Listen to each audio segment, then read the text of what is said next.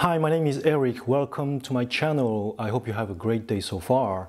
I'm a French tech YouTuber and you're watching this video because one day you had the overheating issue on the Canon EOS R6. So let me show you how I handle this. This is my first video in English and you would ask why shooting this video in English? Well, first because when I've encountered this overheating issue, I wasn't able to find any tips or a video on YouTube, so I wanted to share this with as many people as possible, not only for French-speaking people. But don't worry, French people, you get French subtitles, okay? And second reason, it's a kind of challenge to myself. So as a French, obviously English is not my mother tongue, so let's get started. So before switching to the Canon EOS R6, I used to shoot my videos with the Canon EOS RP. Even if it can shoot 4K videos in 20 frames per second, there are two downsides. The first one, there's no dual pixel AF, so there's no eye tracking autofocusing. And there's a big 1.5 times crop. So it's not convenient when I use the RF 35mm lens, but it could shoot good video in 1080p up to 60 frames per second. I was happy with my RP for shooting photos, but videos after videos, I wanted to give a better image quality to my audience. So I bought the Canon EOS R6 on February 2022. No overheating issue during the winter and spring, but it was another story in summer. So I tried to find a solution to get rid of the overheating issue. And I was quite impressed by DIY Perk's video how he get rid of the overheating issue on the Canon EOS R5. And he built a custom copper heatsink and he was able to shoot unlimited 8K video with a fan attached to the R5. I wanted to do the same on my Canon EOS R6, but I don't have the same skills and tools.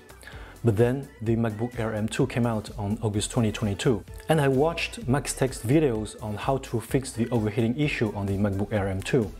And then they added a fan to cool down the MacBook Air M2. And I'm like, that's it! I will do the same with my R6. So I bought two thermal pads in two thicknesses, one in 2mm and the other one in 0.5mm. And I bought also a magnetic cooler from Black Shark, usually used to cool down smartphones. I disassembled the Canon EOS R6 and I was very surprised because there was no thermal pad on the main chip and on the memory chips on the top. And then I installed two layers of 2mm thermal pad on the main chip and a single layer on the memory chips. And on the other side, I put the 0.5mm on the metal plate as much as possible. So this is the setup. My Canon EOS R6 is on the last firmware, which is 1.6. And I shoot videos on 4K 50 frames per second.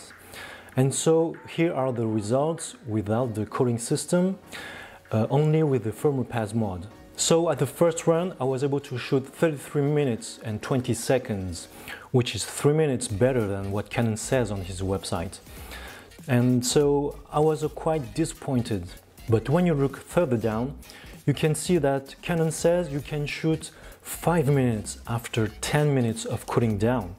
And what I did, that I let my R6 cool down for 5 minutes and I was able to shoot 10 minutes and 25 seconds. That's a better result than what Canon says. And just after this test, I just let my R6 cool down for 10 minutes.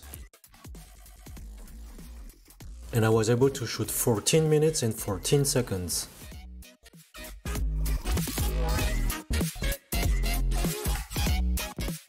It's really not bad. And then I let my R6 cool down for a few hours and then I put the active cooling system behind the R6.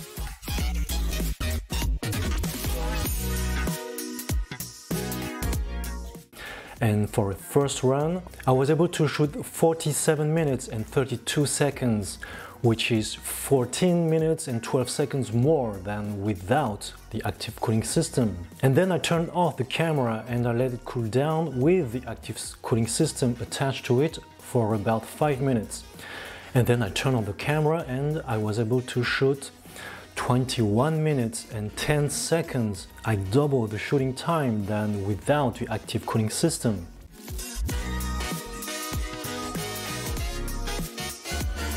And just to let you know, when the overheating warning appears, you can shoot for around 10 minutes.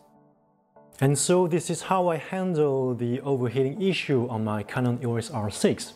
Now I'm pretty happy because I don't have to worry about it anymore. And maybe you will ask, is the fan noisy? Well, the camera is just at about 1 meter from me, so I'll let you hear if you can hear the fan spinning. I can hear it, but maybe on the microphone you can't hear it. So, do you hear it?